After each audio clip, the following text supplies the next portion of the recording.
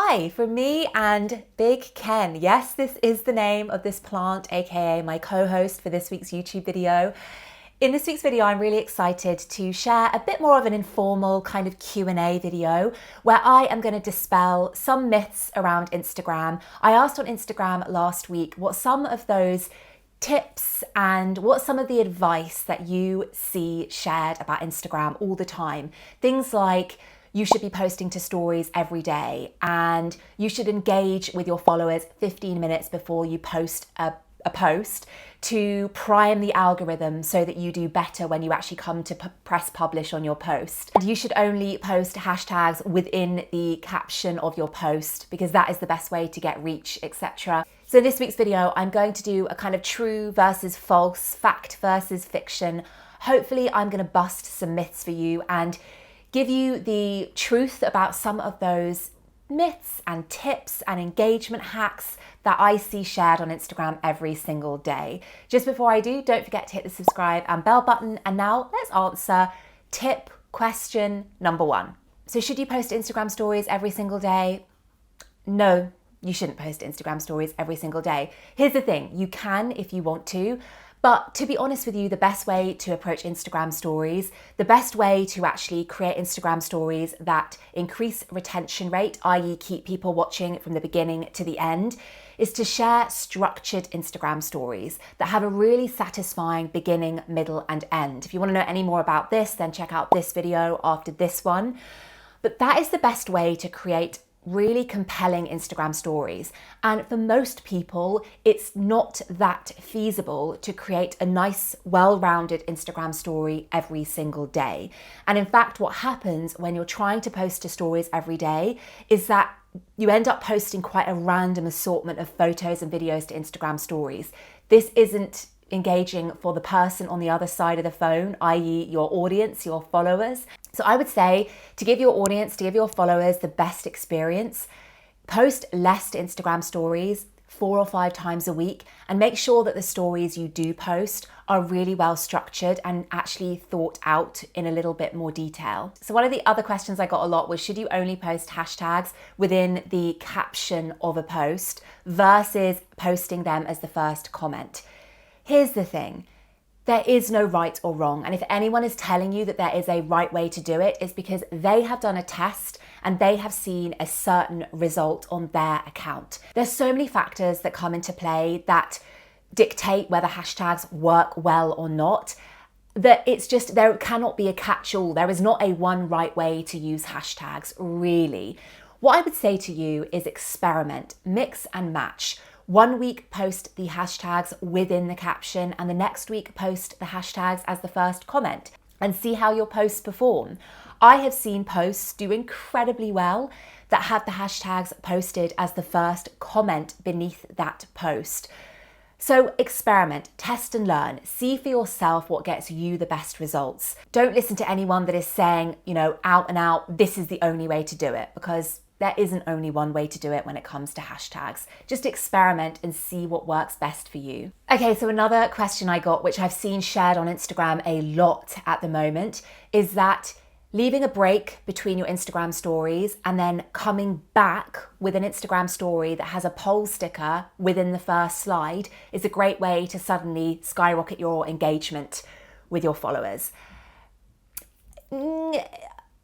Maybe? Yeah, perhaps, but that isn't to do with leaving a gap and then coming back with a poll sticker. That is more to do with the fact that stickers within Instagram stories are a really great way of engaging with your followers, getting their buy-in and getting them interacting with your story. But here's the thing, it's what I said in the first question. Instagram stories are best and will get the best engagement and will get the best engagement rate when they are, number 1, structured, and number 2, when they include a sticker or a couple of stickers that increase interactivity with your followers.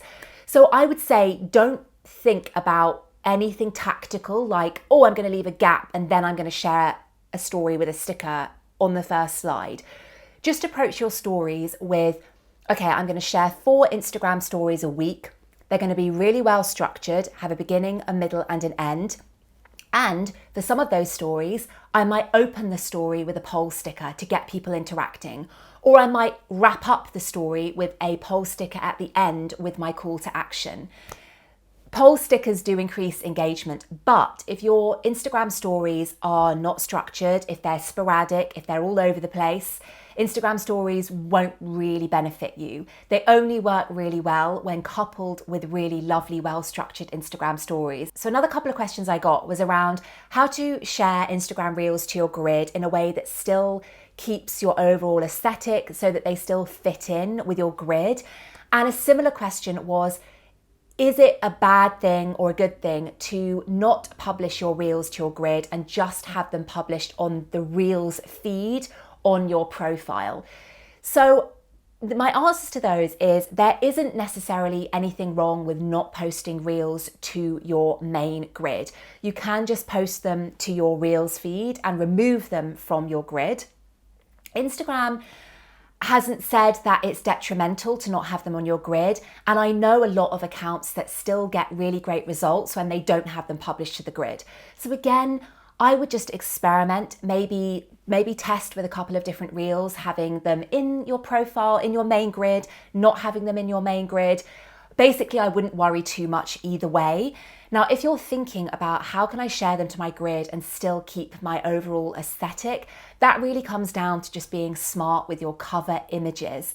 So when you create a Reel, don't publish the Reel and let Instagram choose the cover image for you, because it will just pull a screenshot from the beginning of your Reel and it might not fit into your overall kind of brand aesthetic. So make cover images specifically for your Instagram Reels, and just be mindful that the preview of that Reel, if you're sharing it to your grid, your main grid, the preview of it will be a square. It will be square in dimension. So you just want to make sure that the square section of that Instagram Reel cover, which will be in its full dimensions, the same size as an Instagram story slide, you want to make sure that that middle section is where the text is or where the lovely image is, so that when it is shared to your grid, it makes sense. There's no text cut off. It fits in nicely with the overall aesthetic. So that can be done, and lots of brands and lots of accounts are sharing their Reels to their grid in a way that looks really engaging and really, really fits in with everything. So that just comes down to playing with the cover image. And you can also do a sneaky little test when you make a cover image. If you go to post a picture, post a post on your Instagram feed, but you don't actually post it, you just preview it, you will be able to see whether your cover image, how it looks when it will be cut off in the grid. And so you can test, okay, will this look good? Will anything be cut off? You can do a little preview that I'm showing you here on the screen now. So that's a good way just to see how that eventual cover image will look when it is saved to your grid.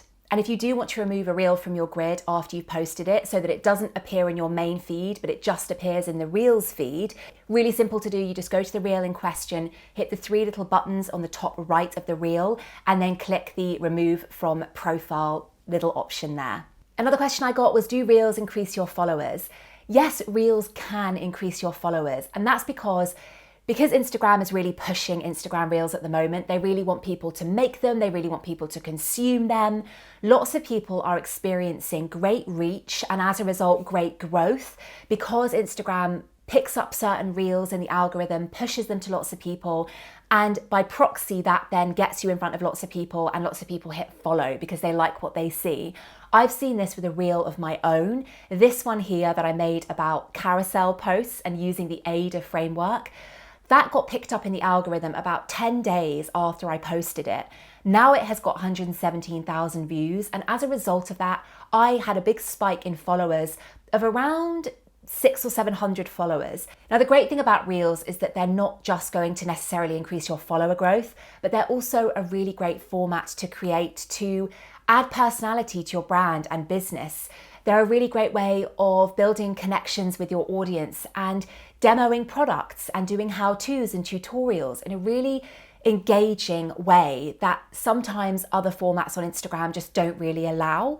So I would create Reels as part of your strategy anyway, and as a happy consequence, what you may well see, like I did, is one or some of your Reels getting picked up and then getting followers as a happy consequence. Another question I got was, should you post when your followers are most active? Now, yes, posting when your followers are most active isn't a bad strategy, but here's the thing. My best advice would be to post when is most feasible for you. Now, obviously, if you are based in a different location to your audience and to your target customers, and they are most active, if I'm based here in London, if I knew that most of my customers and clients were based in New York, for example, or even further afield at the other side of the world, I might want to be a bit more aware of my posting schedule because I want to post when they are most active. However, for me, because my audience and my clients are based all over the world, I post when is most feasible for me, when I know I will post most regularly. So I know that I am best at posting and I am most regular at posting at 6 p.m, around 6 p.m. on a weekday. So that's the schedule that I stick to. And I would choose a posting schedule that feels best for you, that you know you can be most consistent with. You can look at your audience activity times, the times and days that they are most active within your insights to give you a sense of when they're most active. But to be honest, what you might see, which is what I see, is that my audience is most active around the time that I am most active, because that is when I'm posting, I'm engaging, I'm on the platform. And so my insights correlate with that. And if you want to do a little test to see if your engagement changes when you post in the morning versus the evening, do it. Try a couple of weeks where you post in the evening, try a couple of weeks where you post in the morning, see the results, and then take the learnings from that and progress with whichever showed you the best engagement. Another question I got was, should I post testimonials only to my stories or should I post testimonials to my grid as well? Testimonials, reviews, glowing feedback, I would post that to your grid as well so that it lives there forever, so that if you're not on stories for a couple of days, but somebody stumbles upon your Instagram account and they're browsing through your posts, they see a testimonial there and they think, wow, this person really knows their stuff. This person's products are amazing. So I would share it to your grid. Now, a really lovely way of sharing testimonials to your grid is actually just by taking a screenshot of the glowing email, of the lovely DM, of the 5-star rating you get on Trustpilot, whatever. Take a screenshot of that review and overlay it on a nice kind of coloured background and share that as a grid post. It's funny, a few years ago, this would have looked a little bit messy on the grid and no businesses or brands were really doing it. But now businesses and brands are sharing testimonials in this way all the time. And the great thing about it is that it looks just a lot more real. It's a lot more trustworthy than just copying and pasting somebody's review and adding that to a graphic. There's a little bit of is this real? Whereas when you take a screenshot of somebody's review straight from the DM, straight from the email, straight from the website, feedback form, that looks real to people and it looks much more genuine. So definitely do it. Now, of course, if you've asked that person if it's okay to share that feedback, then you can include their name. If you don't have their explicit consent, then I would just obviously block out their name and any details that are personal. But if it is just a lovely glowing, review about you, just cover up the name and share that and share it on a lovely coloured background. The final question that I got was around, should I engage with my followers 15 minutes before I post on Instagram to prime the algorithm to get it ready so that when I post, I get lots more engagement? If you want to do that, by all means do that. But this is just another one of those quick win kind of hacks. If you know that you only really will engage around the time that you're going to post something on Instagram because your head switches to Instagram mode and okay, I'm going to post at 6 p.m. So I'll come on a little bit early, I'll engage with people and then I'll post and then I'll engage with people after I've posted. Fine, do that. That's perfect. If that fits in with your schedule, do that. But there is very little evidence to say, apart from a few tests that a few Instagram accounts have done, there's not that much evidence to say that that is suddenly going to boost your overall engagement rate and your follower growth and do wonders overall for your account. As a general rule, engaging with your audience is a good thing to do, and doing this on a regular basis is a good thing to do. Whether you do it just before you post or whether you do it earlier in the day, just do it when it works for you so that you know you're going to do it. But don't fret about, I must engage before I post, otherwise my post won't do well. I've never approached Instagram in this way. Sometimes I have engaged before I've posted just because, as I said, that happens to be the first time in the day when I've actually managed to get onto my phone, and then I'm also posting at the time, and it just happens to all happen at the same time. But in the 6 years that I've been posting to Instagram and I've been working on Instagram strategies, this has never been something that I've religiously done, and it's never affected my overall engagement rate. It's never stopped me growing. It's never stopped me having really great relationships with my followers. So do it if it makes sense to do it, but don't do it because you think that's really going to help your engagement rate overall. Just creating great content and engaging with your followers regularly, that is what's going to help your engagement rate. Not doing some sort of weird tactical engagement just before you post. Don't forget to hit the subscribe and bell button so you never miss a new video when it drops every single week. And just before you go, check out these 2 videos after this one so you can find out more about the hashtag strategy that I recommend in 2021, and so that you can get a glimpse at a month worth of high converting Instagram posts. It's a really juicy video. I'll see you next week, guys. Thank you for watching. Bye.